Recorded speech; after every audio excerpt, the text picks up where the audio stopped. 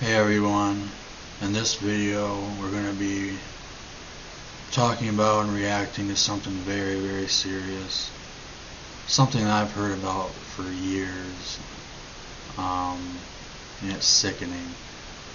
And that's sexual harassment and rape of females in the Army. It's disgusting. I've heard so many rumors, and women who were in the Army, Marines, and the Navy, just the armed forces, there to serve, just like all the men. Anyways, here's some stories. Piece of meat in a butcher shop. I was the new kid on the island. I was the new lay. I was the new main squeeze. In the middle of the night, I went over for a change of guard, and the man who was there grabbed my hand, and I realized that he had his penis out of his pants and was trying to put my hand on his penis. I only remember having one drink, and the next morning I had woke up and my cell phone, it had pictures of these people basically having sex with my body while I wasn't awake. The killing of Vanessa Guillen. Just see the hashtag I am Vanessa Guillen. All those men and women in our service suffering from sexual harassment. They take it as a joke. My sister's no joke. My sister's a human being, and I want justice, and I want answers. Thousands of women have spoken up since then. Well, I joined the military to escape from a rural community and to make something of myself. I had a career set out. I wanted to see the world, and I wanted to support our country. I served on active duty in the Army from 2000 to 2005, including a year-long combat deployment to Iraq as part of the 101st Airborne Division Air Assault. After high school, I decided that I was going to join the Navy. My family was super supportive of that. I wanted to be a part of something bigger than myself. I had gotten into college. It wasn't like that was my only option. You know, I was the captain of my cheerleading team. I was very girly, but wanted to just travel. I wanted to, protect the country, and, I just wanted to say I did that. The misogyny and the hazing started pretty much when I graduated boot camp, but honestly, looking back from my 51-year-old self, I felt pretty much like a piece of meat in a butcher shop. I was the new kid on the island. I was the new lay. I was the new main squeeze. My supervisor asked me to meet him at the club. I wanted to grab a quick bowl of soup, and he said, hey, I want to talk to you about your performance. Why don't you come outside where it's not quite so loud? Once my supervisor got me outside, he pushed me into the bushes where nobody could see me, and he raped me.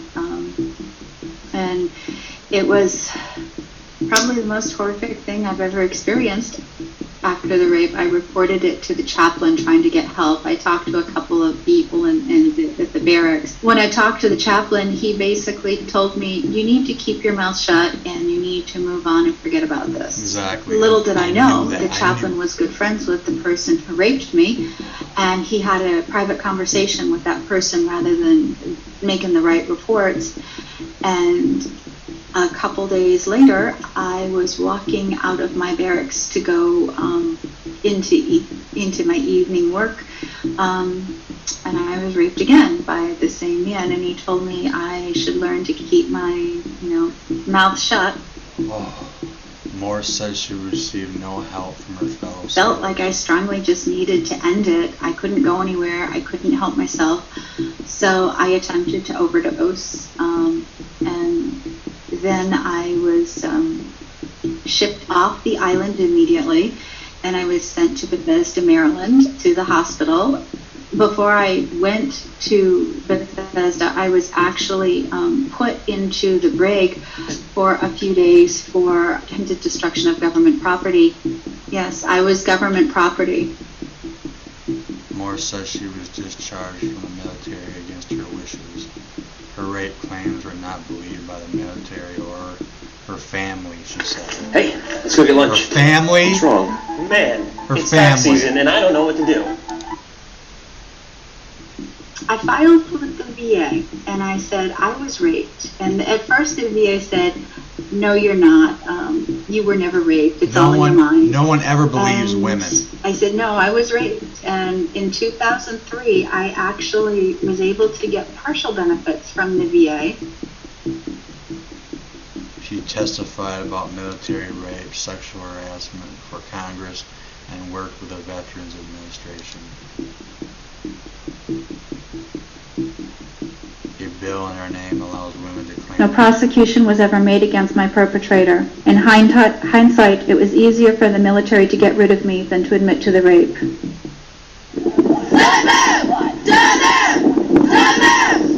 A couple months into deployment, they let us have liberty. We ended up going to a bar. At the time, I didn't know what to expect. We're in another country, This so is a different girl. that's where we went. Everybody ordered drinks, and I just remember, like, my mom always used to tell me, because I was only 19 at the time, you know, never to accept drinks from anybody because you never know what someone can put in it. And at that time, it just wasn't even thinking about that. You know, all through boot camp and everything, you're told, you know, this is your family, you know, these people have your back, you have their back. I only remember having one drink. It was like green and purple. Shortly after that, I guess, I remember nothing. A group of people walked me to my room, and at the time we were staying, I had woke up, and my cell phone, it had pictures of these people basically having sex with my body while I wasn't awake. And I just remember feeling so hurt and confused, and it just I don't know what happened. One of them was I considered a friend at the time. So I went to him and I showed him, and I was like, what is this? Why was this okay? Why did this happen? And basically he was like, what are you talking about? Like, don't be stupid. You wanted to drink with us. That's what you asked for. Like, don't turn this into something it's not. Strong Wolcott says she didn't report the attack and was transferred to another base. There she says she was raped again by a fellow soldier. At the time, you know, he got arrested. He got taken from work. I went straight to medical, and they did like a rape kit. They did like photographs and tests. They asked me what I was wearing. Was I drinking? You know, am I promiscuous in any way? Because apparently that matters. It's the whole thing is a joke. The system, the people that deal with it. The case went to trial in 2014. 2 years after she reported the rape, her alleged attacker was acquitted, she said. I deleted everything prior to like my life before that. I like deleted friends. That still really hurts because it's not something I'll get back.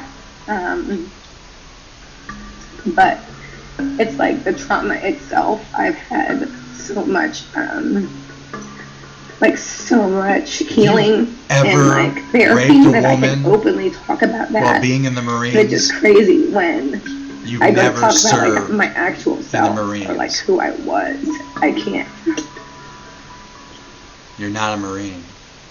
I experienced chronic low-grade sexual harassment basically throughout my military career. There were also some specific incidents that really rose above that level to a point that I felt I couldn't stay silent.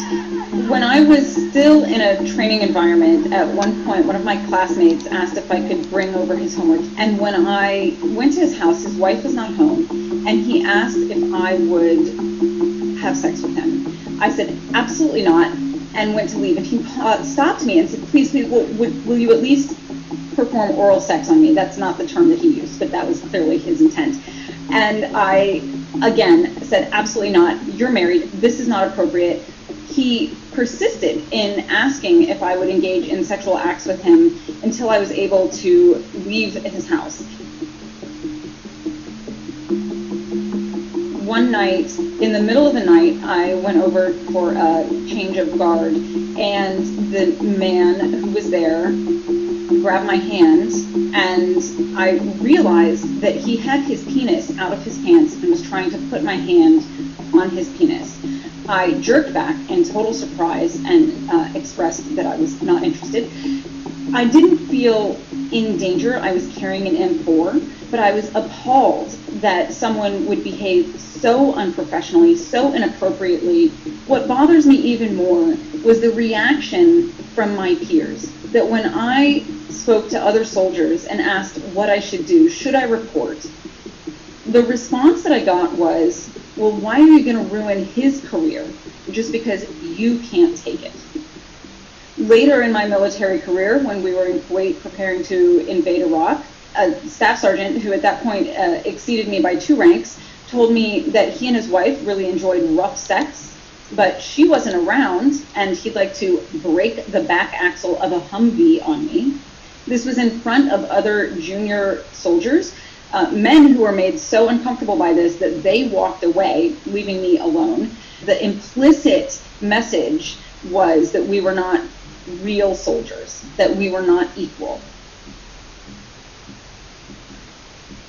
Her complaints were not taken seriously.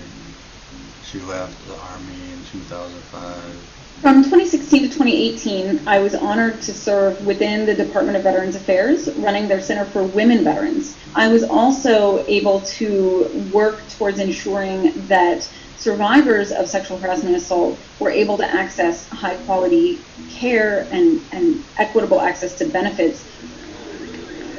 There is a part of me that wonders if we will be able to see genuine change under the current administration when the commander-in-chief has been credibly accused of sexual assault and expresses no remorse for it. What message does that send to more junior folks? I truly hope that with everyone that's come out, with myself and the hundreds of other women that have come out and shared their story, Well, Trump's no longer I hope president. that this creates a change. Thank I God. do have hope in the Vanessa Guillen bill. I think that by creating that, Trump. the military is being put on notice.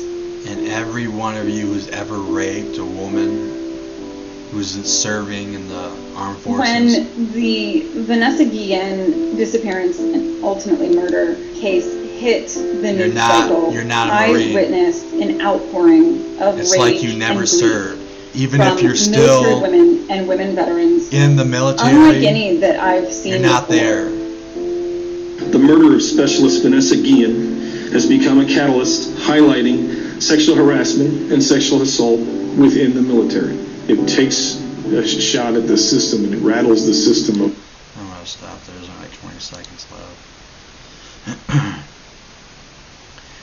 If you're serving in the military, or if you've ever served in the military, and you've raped a woman or women, you've never served in the armed forces.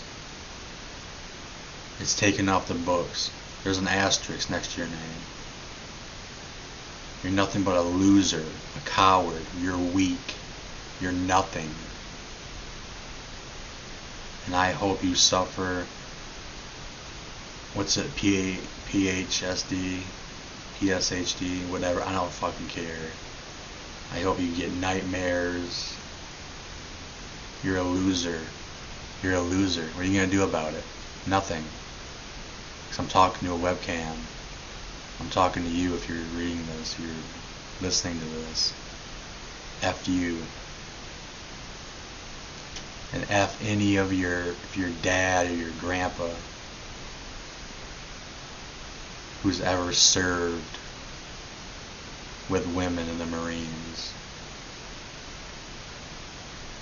and have raped, assaulted women or a woman.